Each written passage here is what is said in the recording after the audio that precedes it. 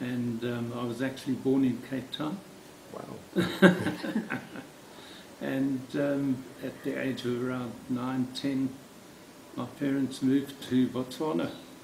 And I grew up in Botswana, went to school in Zimbabwe, and then after school down here.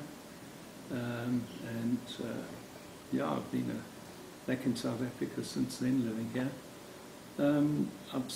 About 5 years ago, 5 or 6 years ago, I was diagnosed with cancer, multiple myeloma, and unfortunately it also developed into amyloidosis. So things gradually started going wrong. My initial symptom was chronic diarrhea, which it was very hard to diagnose. Well, the doctors couldn't diagnose what was actually causing it. I had scopes done and everything, and eventually, I'd say that started 10 years ago. Eventually, when the myeloma got really bad, then it was finally diagnosed. But I was very guilty for staying away from doctors for 2 or 3 years, because I was told that with the amyloidosis they couldn't actually do anything to stop it. And it just attacked my kidneys to start with. I believe it's affected my heart now and my liver. But things went downhill gradually. And I'd say about a couple of months ago, it started going really wrong. I got severe pneumonia and ended up in hospital for about 10 days.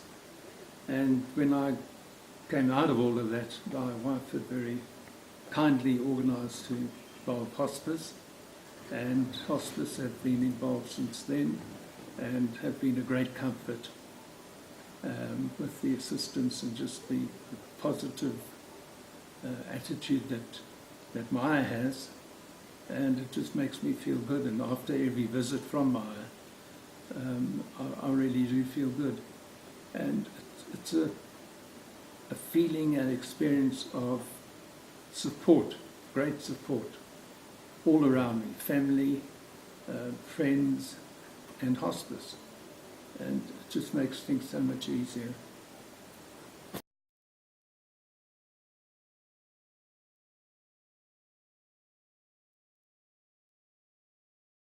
I must admit, my initial feeling was, I remember walking outside and it was a lovely sunny day, and I sort of looked up at the skies and said, why me?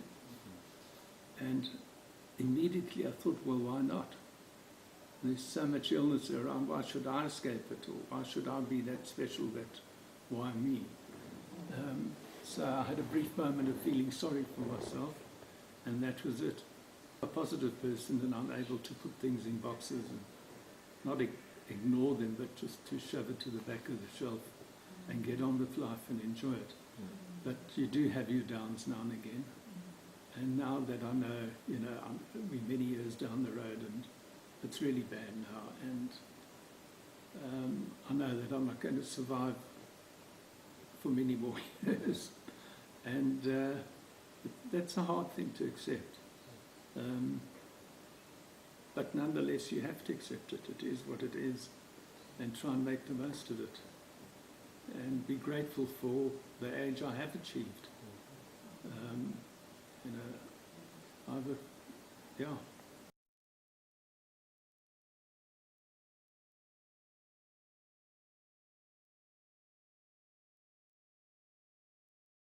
Heard of Hospice, yeah. I think we've probably over the years donated now and again when we've been asked to.